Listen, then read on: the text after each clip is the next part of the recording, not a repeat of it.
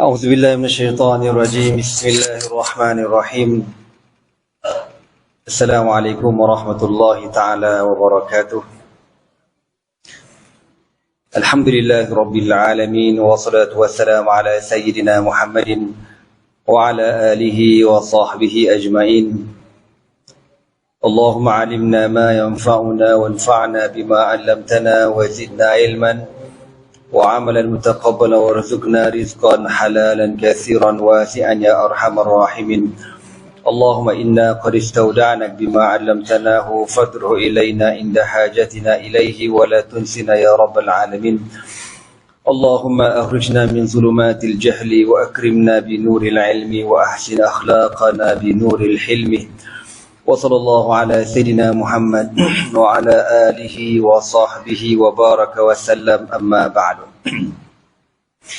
Alhamdulillah, bersyukur kita kepada Allah Subhanahu wa taala kerana dengan taufik dan hidayahnya dapat sama-sama kita menunaikan salat maghrib secara berjemaah. InsyaAllah kita akan sambung kembali kuliah kita pada malam ini. Sebelum itu kita mulakan dahulu dengan bacaan Al-Asma'ul Husna untuk salam.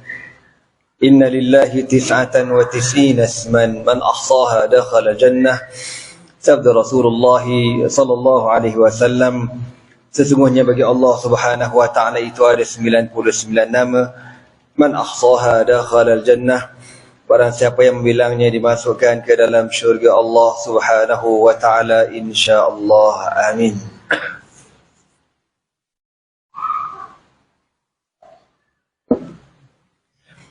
Muslimin muslimat yang dirahmati Allah sekalian. Kita masih lagi tentang kelebihan fadailu ashabi Rasulullah sallallahu alaihi wasallam, kemuliaan dan kelebihan para sahabat Nabi radhiyallahu taala anhum ajmain. Sambungan kita pada malam ini, haddatsani qal عن الشهاب عن ابن شهاب قل حدثني أنس بن مالك أنه قال لما أفاء الله على رسوله ما أفاء من أموال هوازن طفق رسول الله صلى الله عليه وسلم يعطي رجالا من قريش 100 من الإبل. Hadis ini panjang, saya terjemahkan dahulu.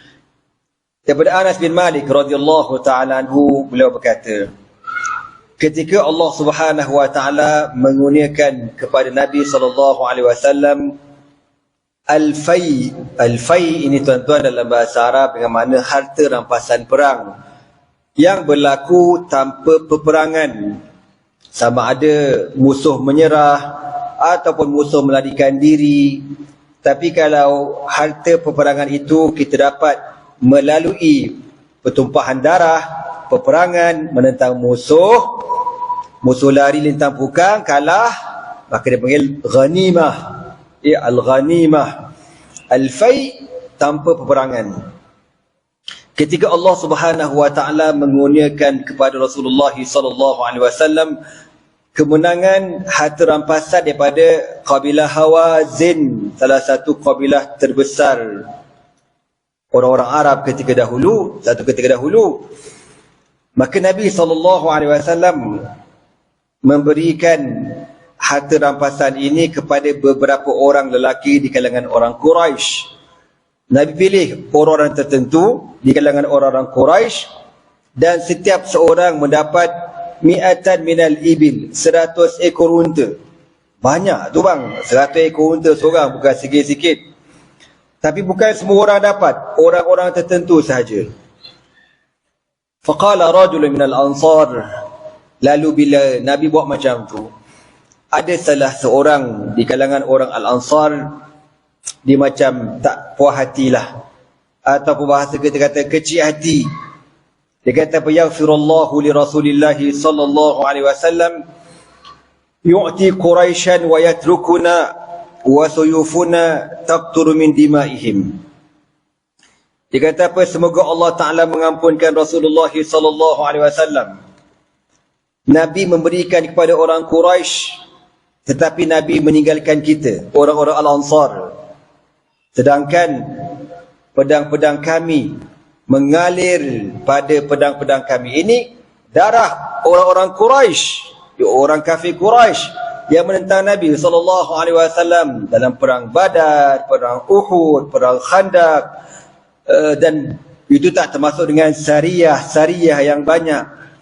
Jadi bila Nabi bagi lebih kepada orang Quraisy, orang-orang Al-Ansar tak dapat. Lalu ada di kalangan orang Ansar ni macam kecil hati, dan dia kata macam tu, semoga Allah mengampunkan Nabi SAW. Nabi lebihkan orang-orang Quraisy, kita tak dapat, sedangkan bahasa kita lah, bahasa mudahnya, sedangkan kita lah yang paling banyak berjuang, berjihad, setengah mati berjuang, tak dapat apa kita, kan? Qala Anas, berkata sahabat Nabi yang meriwayatkan hadis ini, dia kata apa? Fabalagha zalika Rasulullah sallallahu alaihi wasallam. Maka percakapan orang tu sampai ke telinga Nabi sallallahu alaihi wasallam. Fa arsala ila al-ansar fajama'ahum fi qubbatin min adamin wa lam yad'u ma'ahum ahadan. Nabi dapat je berita tu. Nabi arahkan semua orang-orang Al-Ansar berkumpul dalam sebuah kemah, dan pastikan tak ada seorang pun yang dalam kemah tu kecuali orang Al-Ansar sahaja. Maknanya Quraisy pun tak dibenarkan masuk. Mana orang Mekah pun tak dibenarkan masuk, orang Ansar sahaja dibenarkan masuk.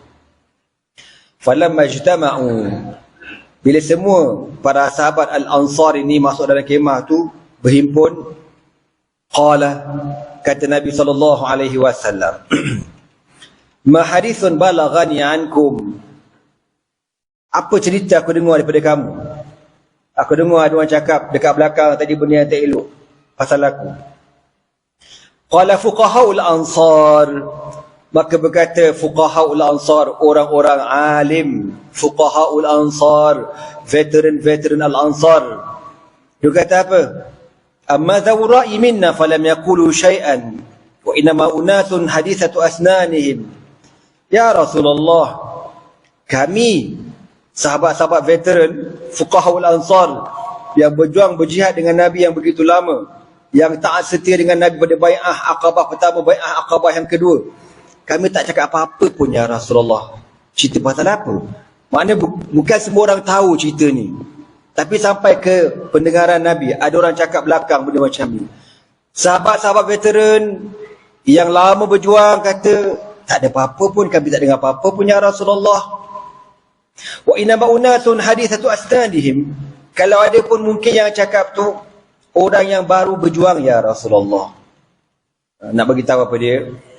Orang berjuang Islam ni tuan-tuan, daripada zaman Nabi sampai zaman sekarang pun sama juga.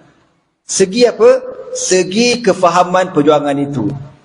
Kalau orang yang dah lama berjuang Islam, dia tak heran bab dunia ni tuan-tuan. Bukan dia tak perlukan kepada dunia, tapi dia tak berebut. Tak macam orang yang baru berjuang Islam. Kalau orang baru berjuang Islam ni, dia dapat jawatan ke, dia akan melobi jawatan ke, dia nak pegang jawatan tu, dia nak jadi YB ke, bla bla bla bla bla bla. Itu berlaku. Itu berlaku. Dalam perjuangan Islam pun berlaku benda macam tu. Tapi kalau orang yang dah lama dalam perjuangan Islam, dia faham apa dia? Dalam berjuang Islam ni tak boleh nak minta-minta jawatan, tak boleh nak melobi-lobi, tak boleh nak perasan kau bagus. Bahkan seelok-eloknya kau jadi orang biasa je, kau bantu aja perjuangan Islam. Yang penting apa? Yang penting Allah redha pada kita. Itu ceritanya, kan? Jadi semoga Allah Subhanahu Wa Taala mendidik kita menjadi golongan-golongan yang mukhlisin, yang ikhlas, insya-Allah. Amin. Contoh anak ambil contoh macam pengajian sekarang ni. Dulu sampai sekarang pengajian pondok-pondok masih diteruskan. Dan tok guru pondok dari dulu sampai sekarang tak ambil gaji walaupun satu sen. Ni tok guru pondok ni nak cakap tuan-tuan. Kalau kat Pasir Tumbuh Kelantan tu, pondok yang dah berusia lebih 100 tahun tu tuan-tuan, tok guru pondok mana ada gaji? Mana ada gaji? Habis itu dia makan apa? Kau jangan tanya aku, mana aku tahu. Itu kerja Allah. Sebab Allah dah kata, Nabi kata dalam hadis, man salaka tariqan yaltamisu fihi ilman sahalallahu lahu bihi tariqan ila jannah. Barang siapa yang berjalan mencari ilmu, Allah permudahkan jalannya ke syurga. Kalau jalan ke syurga pun Allah mudahkan, setakat dunia tak ada apa, tuan-tuan. Tak ada apa. Kan? Sebab tu beza. Tok guru pondok berbeza sampai sekarang. Masih ada lagi. Ya, tak ada gaji. Bagi dia, apa yang ada kami redha, qanaah. Tapi ada orang, dia buka juga sekolah agama. Contohlah ya, dia buka mahad bla bla bla bla. Tapi dia akan tanya, gaji berapa? Ada KWSP ke tak ada? SOKSO ada ke tidak? Tak apa lagi, aku tak reti nak nyebutnya. Dia akan tanya benda tu. Salah ke dia tanya benda tu? Tak salah. Tapi tak sama dengan orang dulu yang hanya kerana Allah nak sama macam mana. Memang tak sama lah, Syekh. Sama macam mana, memang kofo tak sama lah, kan? Jadi itu orang kata kesan tarbiyah yang lama, para sahabat yang duduk dengan Nabi lama, susah payah masa mula-mula asas Islam dahulu. Diorang ni dah tak ada apa dah dunia ni. Lalu orang-orang yang masuk Islam agak lewat, dia mula bersoal, kenapa dia orang dapat? Kenapa kita tak dapat? Itu berlaku zaman Nabi. Kalau zaman kita, wajibul gunah berlaku. Kan? Takkan saya tak dapat, Ustaz? Saya dah berjuang lama. Ini semua masalah belaka. Sebab tu, Ana dah cerita banyak kali kat tuan-tuan kan, salah seorang guru anak, almarhum Tuan Guru Haji Sulaiman. Masa tu kita orang budak-budak lagi. Budak-budak tak tahu benda orang kata. Belajar pun bela je. Tapi ingat dia cakap apa? Tok guru kita orang ni, orang ngaji pondok, dia kata apa? Awang, dia bagi tekan awang kan. Orang Pantai Timur semua panggil awang Melaka. Awang, Ustaz nak pesan. Dia ni orang Banjar, orang Sungai Besar. Tapi dia kerana lama sangat duduk kat Pantai Timur, berumah tangga dengan orang Pantai Timur, cakap pun tak bunyi Banjar dah, bunyi orang Pantai Timur. Arwah dah. Semai jemaah tak pernah tinggal. Antara karamah yang Allah bagi kat dia itulah anda nampak karamah tu. Jemaah tak pernah tinggal. Tak pernah tinggal jemaah, karamah dia. Waktu berlaku sekali kebakaran besar dekat pondok tu, rumah pondok kan rapat-rapat tuan-tuan. Bukan macam ada CF ke apa, kampung macam mana rumah. Wayar berselirat ni kau tahu tak wayar. Memang rumah dengan rumah sebelah memang rapat gila. Tapi subhanallah masa kebakaran berlaku, api tu tak pergi kat rumah dia. Kita nampak lah benda tu. Nampak ni kabel terbakar meletup. Rumah terbakar rumah sebelah ni rentung. Rumah dia ni subhanallah terpelihara. Kan? Apa karamah dia Allah Maha mengetahui. Dia ajar, dia kata apa? Awang, Ustaz nak pesan, kata. Nanti awang dah habis ngaji, dah habis belajar, jangan, disebut pasal tengah tu kan, jangan makan gajian kerajaan, dia kata. Jangan makan gajian kerajaan. Slow dia cakap. Awang, kalau awang makan gaji kerajaan, Ustaz tak halal ilmu ni. Ambil kau, smack down kau. Kita budak mana tahu benda pun. Tapi kita ingat lah. Dia kata kalau makan gaji kerajaan, dia tak halalkan ilmu ni, dia kata. Kita budak. Dengar je. Tak faham apa. Tapi maha suci Allah, tuan-tuan. Maha suci Allah. Subhanallah. Sampai sekarang, anak tak makan gaji kerajaan. Alhamdulillah, itu nak bagi tahu. Syukur pada Allah. Alhamdulillah. Alhamdulillah. SPM tak ada, SRP tak ada, masa depan pun tak ada, tuan-tuan. Alhamdulillah. Jadi, itu nak bagi tahu orang dulu. Dia mengajar kerana Allah. Ada, tak ada. Adalah rezeki yang lain. Senang aja. Dia orang ni, hati dia tak terikat, tuan-tuan.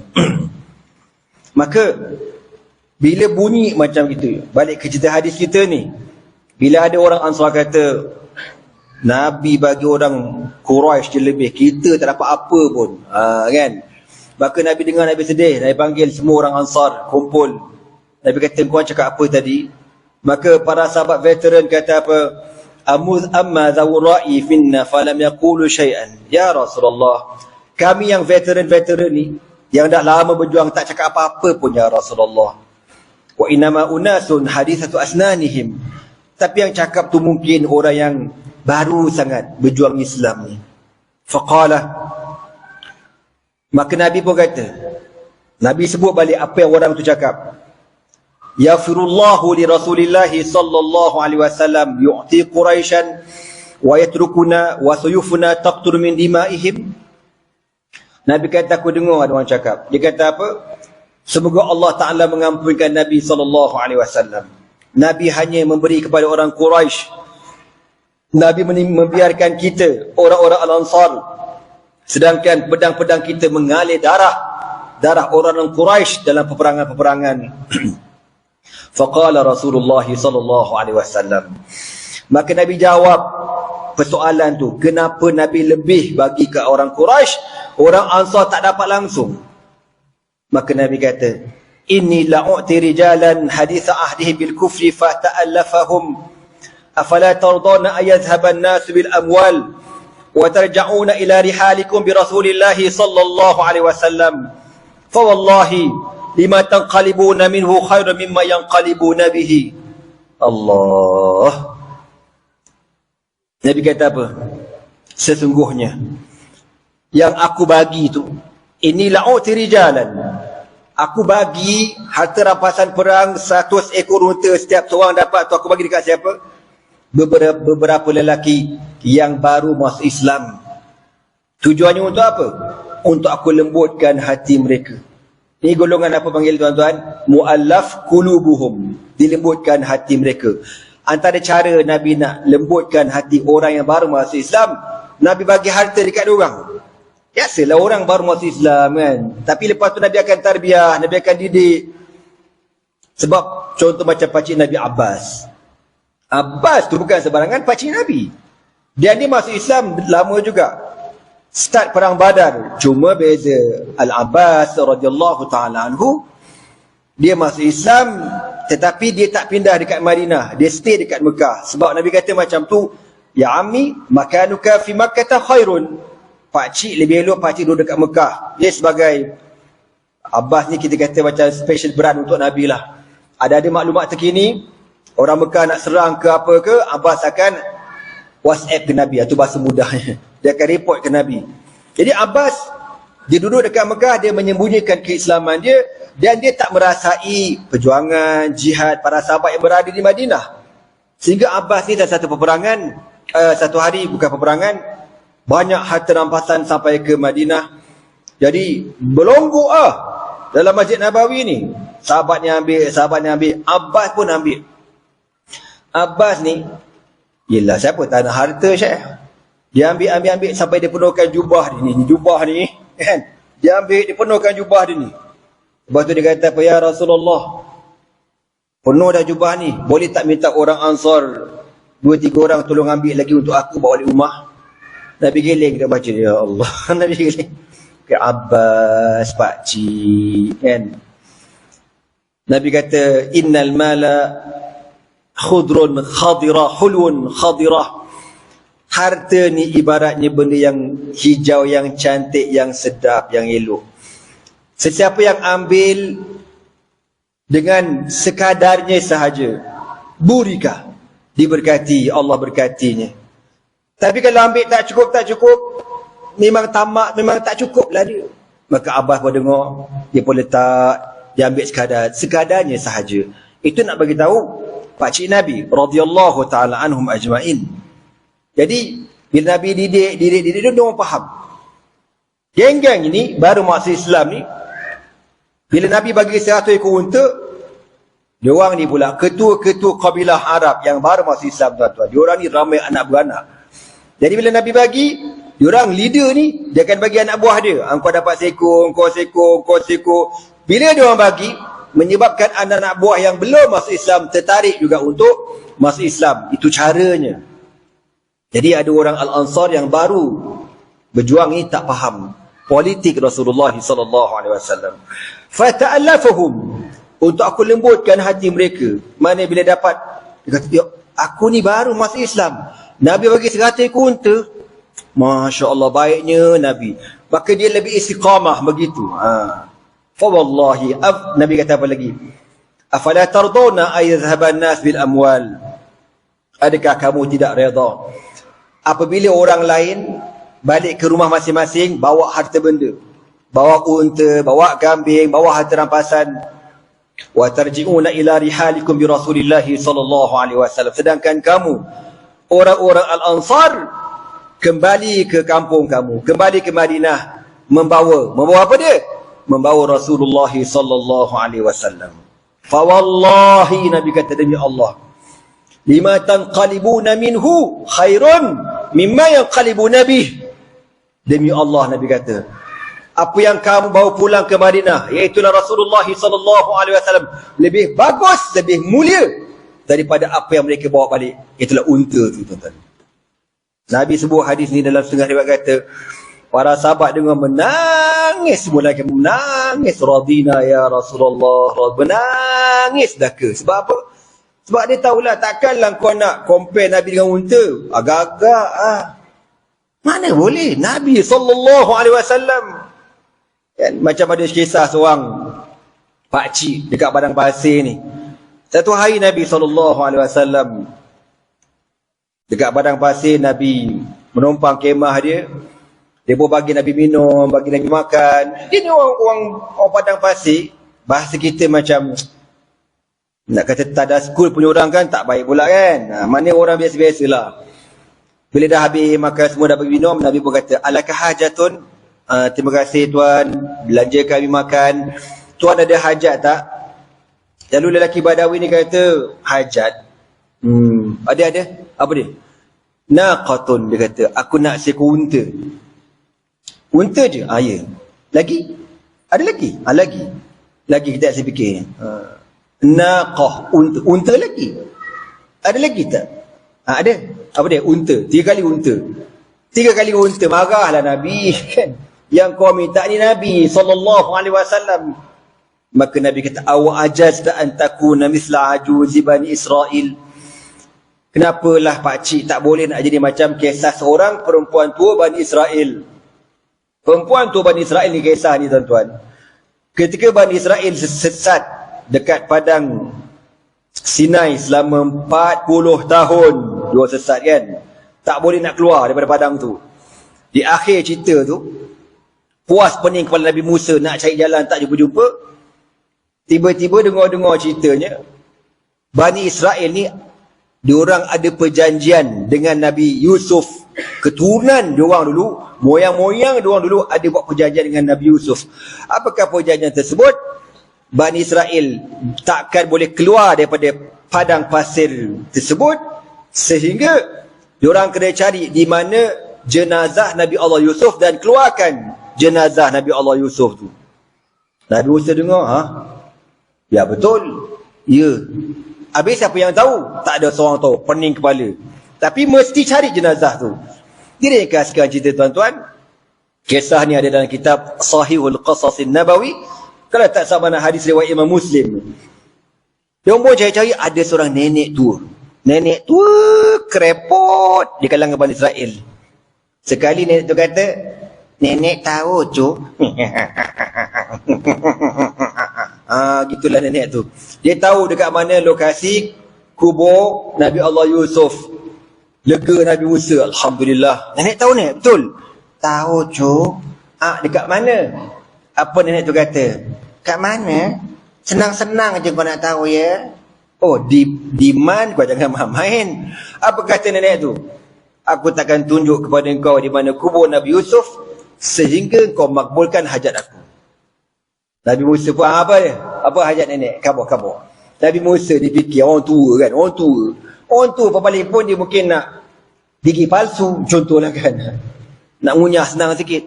Ataupun nenek mata rabun nak stek mata menek pun ada silau sikit contoh kan. Ataupun nak tongkat ataupun wheelchair ke, gitulah lebih kurangnya. Nenek nak apa? Kabur. Tiba-tiba nenek tu kata apa? Ud'ullaha an akuna rafiqaka fil jannah. Kata nenek tu, aku nak kau doa pada Allah supaya Allah jadikan aku teman kau dalam syurga. Bukan dalam syurga. Amboi, mak nenek ni tunjuk kubur je pun kan. Dia tunjuk kubur tapi dia punya minta syurga terus. Bukan syurga, teman Nabi Musa lagi kau. Fastasghara Musa talbataha. Maka Nabi Musa pun kata, alamak, agak-agak lainlah kau berjuang berjihad, minta syurga tu munafik. Ini tunjuk kubur. Maka Allah pun tegur Nabi Allah Musa. Allah tegur, ya Musa, syurga tu milik aku, dan kerja kau doa saja, dan aku yang memakbulkan. Nabi Musa pun tak cakap banyak. Ya Allah, jadikanlah nenek ni teman aku dalam syurga. Sukalah nenek tu. Terima kasih cu. Come here cu. Dia bawa Nabi Musa pergi dekat sebuah tasik yang besar. Dia kata apa? Keringkan air tasik ni dulu. Mampus kau. So keringkan air tasik dulu. Dia pun kering. Panjanglah ceritanya. Nenek tu pun jalan dekat tengah-tengah tasik. Dia kata, ha huna ihfiru. Di sinilah tempatnya, gali. Dia ada orang gali, jumpa sungguh jenazah Nabi Allah Yusuf yang masih elok. Yang angkat jenazah tu terpancar daripada jenazah Nabi Yusuf, menunjukkan jalan keluar daripada padang pasir Sinai menuju ke Palestin. Okey, jadi nak bagi tahu Rasulullah SAW nak bagi tahu kepada sahabat yang orang kata bahasa kita lah ya, macam kita lah yang tarbiyah tak cukup ni, takkan sama diorang bawa balik unta, kau bawa balik Rasulullah SAW, takkan sama. Sama juga dengan isu negara kita tuan-tuan. Undang-undang sivil dengan undang-undang syariah sama ke tak sama? Sama ke tidak? Nak jawab pun tak berani kau, apa cerita kau ni? Confirm lah tak sama tuan-tuan. Undang-undang syariah, masadir, maraja' dia 4. Al-Quran, As-Sunnah, Al-Ijma' wal-Qiyas. Adapun undang-undang sekular lotret ni ciptaan manusia, kau tahu tak? Memang confirm lah tak sama. Latar belakang hakim sivil dengan hakim syariah sama ke tidak pendidikan diorang? Confirm tak sama. Peguam syar'i, peguam sivil sama ke tak sama? Confirm tak sama. Cara perbicaraan dekat mahkamah sama ke tak? Tak sama. Syurut, syarat-syarat saksi dalam mahkamah sivil, syarat-syarat saksi dalam mahkamah syariah sama ke tidak? Confirm tak sama. Undang-undang orang Islam, undang orang kafir sama ke? Confirm lah tak sama. Tiba-tiba pada hari ini terbalik. Undang-undang jenayah, undang-undang syariah di bawah undang-undang sivil, undang-undang bahasa aku ni sekular. Gitu, payah sangat nak faham. Kan? Diorang ada tak dalam undang-undang sekular sivil ni pengharaman riba? Ada? Ada ke tak ada? Ada ke tak ada? Tak ada. Mana ada? Kalau ada, dah lama bank riba tutup, kau tahu tak? Sebab tak ada tu lah bank riba tu boleh beroperasi. Benda macam tu pun kau tak faham. Payah sangat. Sedangkan Allah Ta'ala sebut dalam Al-Quran jelas, wa ahallallahu al-bai'a wa harrama riba. Allah menghalalkan perniagaan dan Allah mengharamkan riba. Qat'iyatud dilalati, jelas Quran sebut riba tu haram. Tapi mana ada undang-undang yang mengharamkan riba? Bank tu mana ada? Tak ada. Undang-undang syariah je ada tuan-tuan. Tiba-tiba undang tu ditolak atau dibatalkan. La haula wala quwwata illa billah. Maka puak-puak yang buat kerja ni, tuan-tuan, Nabi kata apa? Fawailun liman kana miftahan lisyarri wa mighlaqan lil khair. Celakalah orang-orang yang menjadi pembuka kepada maksiat dan penutup kepada kebaikan.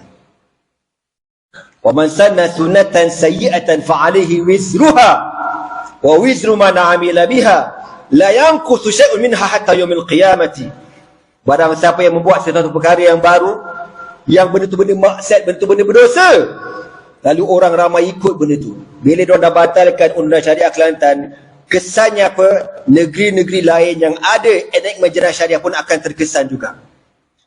Bila orang tu buat kes yang berkaitan dengan undang-undang syariah, bila bertembung dengan undang-undang sivil perlembagaan hari ini yang sekular ini, bertembung, bertindih, automatik syariah akan terbatal. La haula wala quwwata illa billah. Yang buat keputusan ni, Nabi kata kau akan tanggung dosa sampai hari akhirat. Kau tanggung dosa sampai hari akhirat. Waktu Nabi sebut dalam hadis, la yuflihal qaumu walau amrahum ra'atan. Takkan berjaya mana-mana kaum yang ketuanya seorang perempuan. Nabi sebut dalam hadis benda ni. Tapi nak kata macam mana? Sekular. Itu realitinya hari ini, tuan-tuan. Dalam hadis Nabi kata, la tanqudanna ural Islam urwatan. Nabi sebut dalam hadis.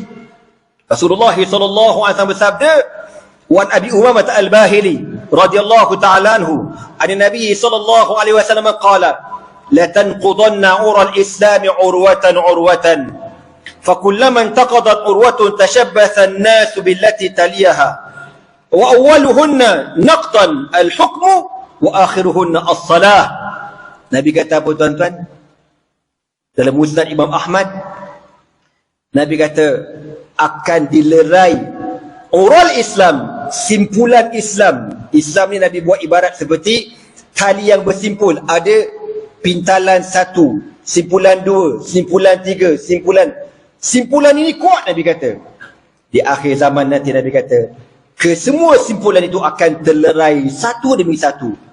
Maknanya akan tergugat satu demi satu. Dan Nabi kata apa? Wa awwaluhunna naqdan al-hukmu. Dan yang mula-mula yang akan diuraikan, yang akan dibatalkan ialah apa dia? Al-hukmu, iaitulah undang-undang syariat Islam. Sadaqa Rasulullah sallallahu alaihi wasallam. Betul Nabi kata. Berlaku ni depan mata berlaku benda ni. Undang-undang Islam dibatalkan sebab apa? Bercanggah dengan undang-undang sivil pada hari ini, perlembagaan pada hari ini. Dan Nabi kata, kau tunggu, wa akhiruhunna as-salah. Silap-silap gaya orang akan batalkan berkenaan dengan kewajipan sembahyang pula. Inna lillahi wa inna ilaihi raji'un. Dan benda tu dah berlaku. Kalau dekat negara Eropah Timur tu, tuan-tuan, dah berlaku biasa lama dah. Bulgaria, Romania, itu kan dulu negara orang Islam bawah Osmaniyah Turki. Tapi bila masuk pada komunis dan sebagainya, ya, nak tahu pasal dekat kawanan ramai orang sana. Dia orang sampai cakap, kan, punya teruknya tekanan komunis tu, tuan-tuan, tekanan sekular tu punya teruk. Sampai keturunan dia orang tak sembayang. Bila ada orang sembayang, dia tengok aja. Dia kata apa? Kita orang pernah dengar orang cerita atuk-atuk kita orang pernah sembayang. Tapi kita tak tahu sembahyang itu macam mana. Kita pernah dengar. Benda tu berlaku dah. Jangan sampai berlaku dekat negara kita tahu benda ni. Dan tak mustahil berlaku. Harap-harap Allah pelihara negara kita, insya-Allah. Amin. Amin lah, kuat sikit. Amin macam tak larat aja orang ni. Islam dah kena pijak kau tu tak. Aku ni aku hangin satu badan. Allahu akbar, la haula wala quwwata illa billah. Anak cakap senang benda ni, tuan-tuan. Dunia ni milik Allah, betul tak? Maka Allah yang berhak mentadbir alam dan dunia ini. Tidak ada satu undang-undang yang lebih tinggi daripada undang-undang Allah. Setuju ke tak setuju? Tu cerita dia. Apa payah saya nak faham? Al-Islamu ya'lu wa la yu'la alaih. Islam tertinggi dan tidak ada satu pun yang lebih layak tinggi daripada Islam. Al-Islam ya'lu wa la yu'la alaih. Islam selama paling tinggi. Tapi kenapa jadi macam di negara kita? Sebab otak dah jahanam, otak sekular, kau tahu tak? Itu realitinya. La haula wa la quwwata illa billah. Ana bagi contoh mudah. Orang bagi dua kat kita. Kau pilih mana dah sekarang? Al-Quran ataupun load rate punya perundangan. Kau nak ambil mana? Berani kau ambil load rate? Berani kau? Tak kapir aku masa tu juga. Apa jangan main-main. Nak kata apa? Inilah realiti kita pada hari ini, tuan-tuan. Dan ingat orang yang bergubal jenayah syariah Kelantan tu, kau ingat? Kau ingat dia orang bergubal jenayah tu kat kedai mamak apa? Sampai-sampai isap ukut daun, gubal undang syariah macam tu. Bertahun-tahun kau tu tak? Pakar-pakar, hakim-hakim syar'i, profesor-profesor, al-alim, al-alamah yang buat kerja tu. Datang 2 ekor tu kau tu tak? Buat petition, habis bodoh gitu je. Inna lillahi wa inna ilaihi raji'un. Inilah kita hari ni. Tak tahulah.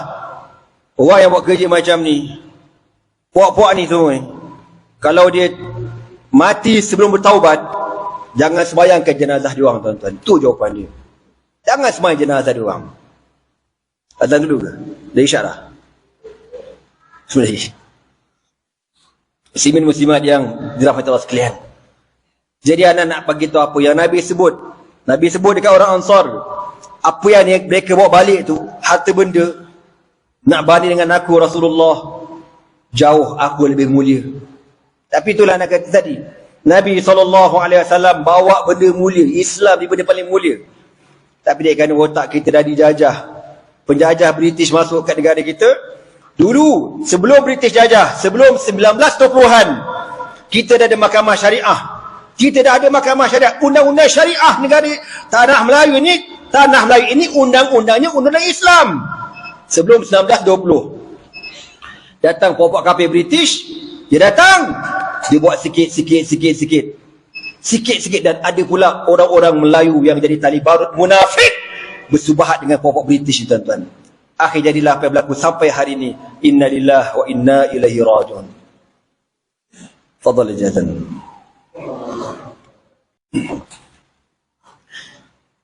Muslimin muslimat yang dirahmati Allah sekalian. Jadi begitulah realiti yang kita hadapi pada hari ini. Semoga Allah Subhanahu wa taala memelihara negara kita. Fitnah yang berlaku pada hari ini, dan Allah Ta'ala mengukuhkan hati para alim ulama kita untuk terus berjuang mempertahankan agama syariah habis-habisan. Asatizah tugasnya sekadar yang mereka mampu. Yang mampu bercakap, mudahkan orang faham benda-benda macam ni. Kita tak payah nak pening-pening kepala. Bagi anak hidup kita senang je, tuan-tuan.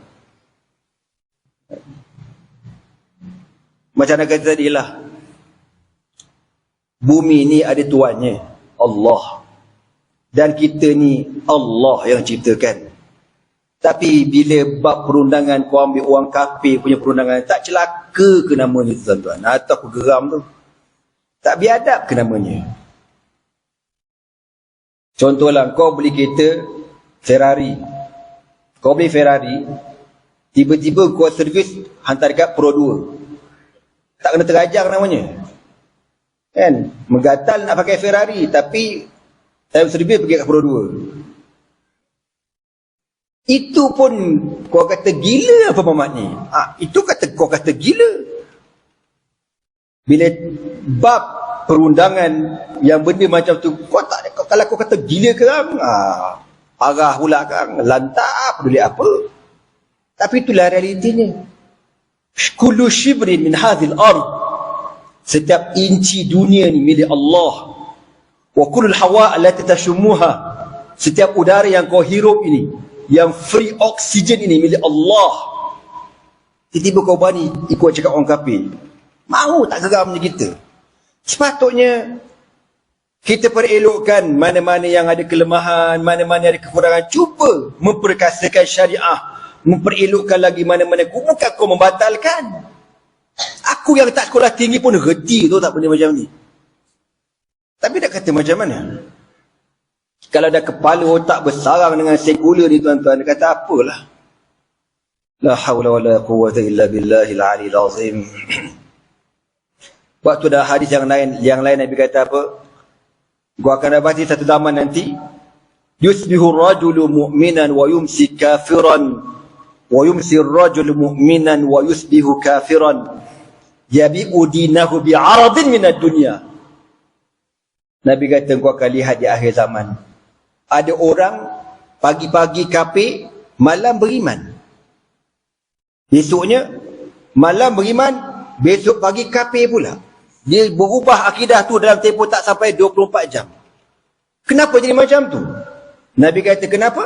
Yabi'u dinahu bi'aradin minad dunya, kerana mereka menjual agama nakkan habuan dunia. Inna lillahi wa inna ilaihi raji'un.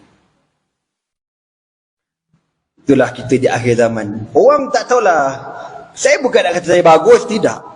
Tapi kalau benda ni dibiarkan, dibimbangi, hati kita makin rosak, tahu tak? Sampai tak kau dah tak sensitif, kau tak rasa apa. Anda biasa buat contoh macam arak tu. Contoh paling mudah, arak. Semua orang tahu arak ni haram, confirm haram. Qat'iyatud dilalah. Arak haram.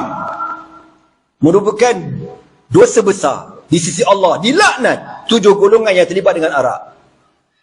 Tapi kita selamba boleh buat kilang arak. Siap ada pekerja, entah pekerja orang Islam pun ada. Kalau ikut udunan syariah, mana boleh? Wajib tutup kilang tu. Dan siapa-siapa yang bekerja di kalangan orang Islam, wajib dikenakan tindakan. Budak-budak cashier, dekat Speedmart, dekat FKK, apa benda semua kedai ni kan. Yang dijual arak, patung kau jadi cashier. Kau tolong jual pula arak tu. Tak dilaknat namanya. Kita ada undang-undang Islam, ada syariah, sepatutnya tak boleh benda tu, tak boleh.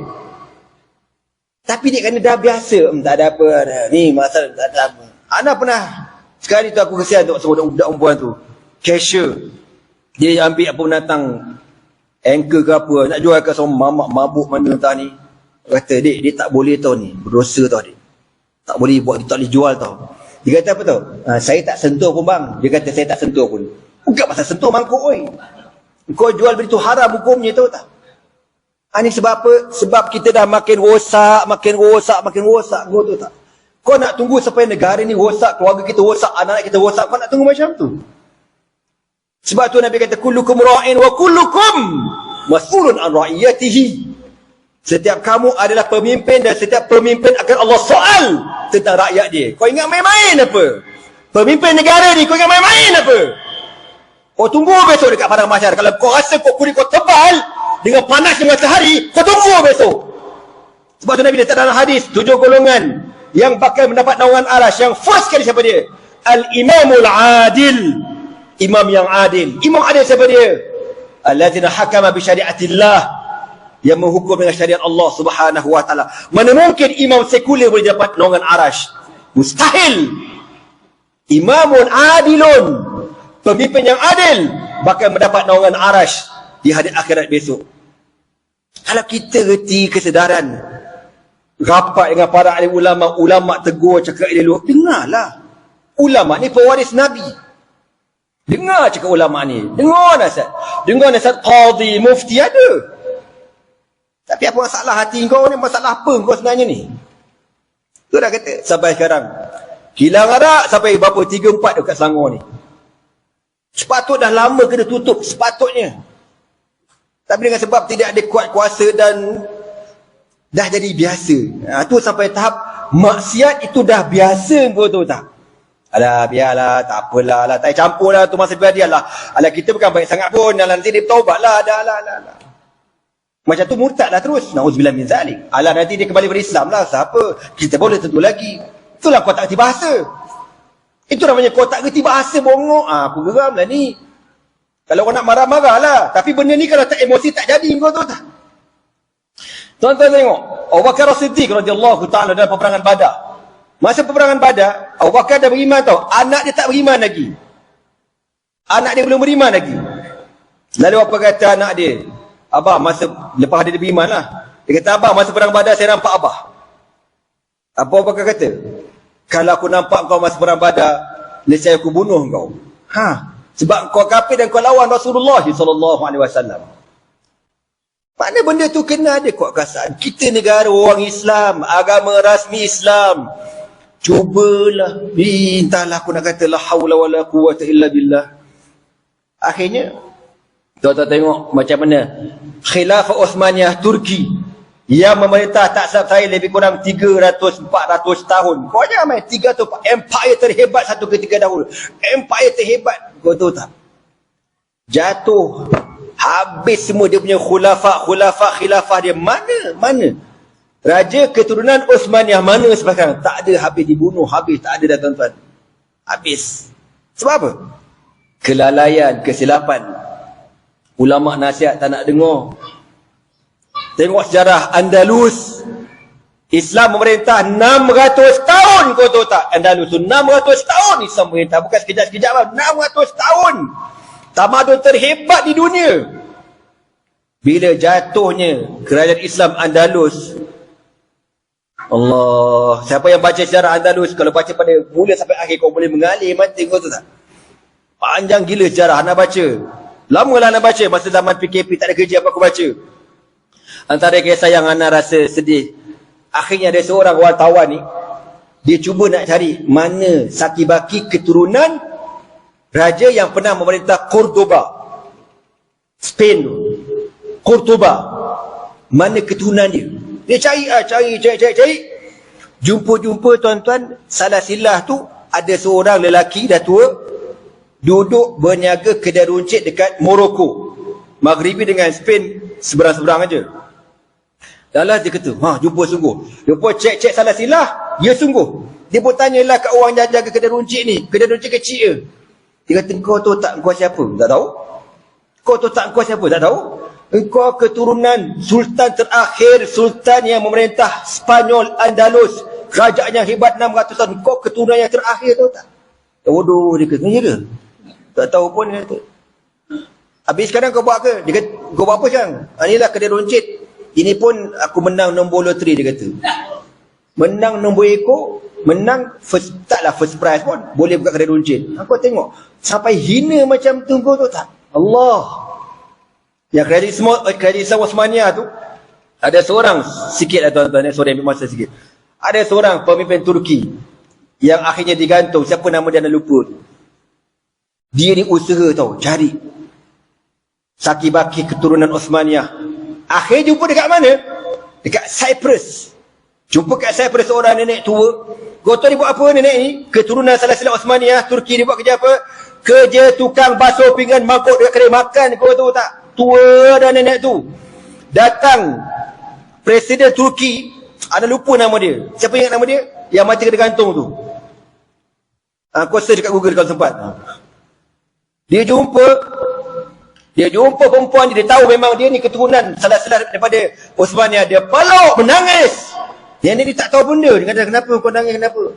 Dia kata, betul ke nama nenek sekian-sekian? Betul. Kau daripada keturunan Salasilah Osmania, Turki, betul ke? Apa kata nenek tu? Betul cu, tapi kau dah terlambat dah. Dia kata. Sampai sekarang tak ada dah. Dan sekular masih bertapak kekal dekat Turki pada hari ini. Takkan nak jadi macam tu tuan-tuan. La haula wala quwwata illa billah. Semoga Allah Ta'ala ampunkan dosa anak dan dosa kita semua.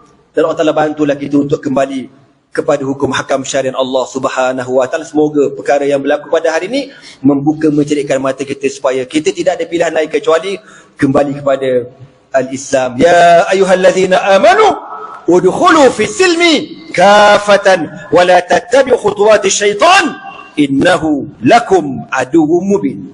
Allah kata pada dalam Al-Quran, wahai orang yang beriman, udkhulu fi silmi kafah, masuklah kamu dalam Islam sempurna. Kau bukan boleh pilih-pilih Islam ni, kau tahu tak? Macam aku cakap tadi lah. Kau beli Ferrari, lepas tu kau hantar ke dua-dua. Lepas tepat tak ada. Tak boleh lah. Kata, tak boleh. Kau kena hantar. Kau pergi hantar beli kat workshop Ferrari. Workshop Ferrari kata, spare part ni kena beli ni harga sekian. Mahal, aku nak tukar spare part boleh tak? Ferrari, tapi kau nak pakai gearbox Proton. Gila apa kau ni? Anda boleh macam tu. Maka Allah kata, udkhulu fi silmi kafatan, masuk Islam sempurnanya, wala tattabi khutuwati syaitan, jangan sekali-kali kau mengikut jejak langkah syaitan. Innahu lakum aduwwum mubin, sesungguhnya syaitan itu bagi kamu musuh yang jelas, yang buat kerja ni, yang membatalkan segala undang-undang syariah Kelantan, kesemuanya mengikut jejak langkah syaitan. Na'udzubillah min dzalik. Aqulu qawli hadza wa astaghfirullah li wa lakum. Wassalamualaikum warahmatullahi ta'ala wabarakatuh. Subhanakallah wa bihamdika asyhadu an la ilaha illa anta astaghfiruka wa atubu ilaihi. Bismillahirrahmanirrahim. Wal 'asr innal insana lafi khusr illa alladhina amanu wa 'amilus salihat wa tawassaw bil haqqi wa tawassaw bis sabr. Allahumma innaka 'afuwun karimun jawadun halim tuhibbul 'afwa fa'fu 'anna ya karim. Wallahu subhanahu wa ta'ala a'lam bis shawab. Takbir.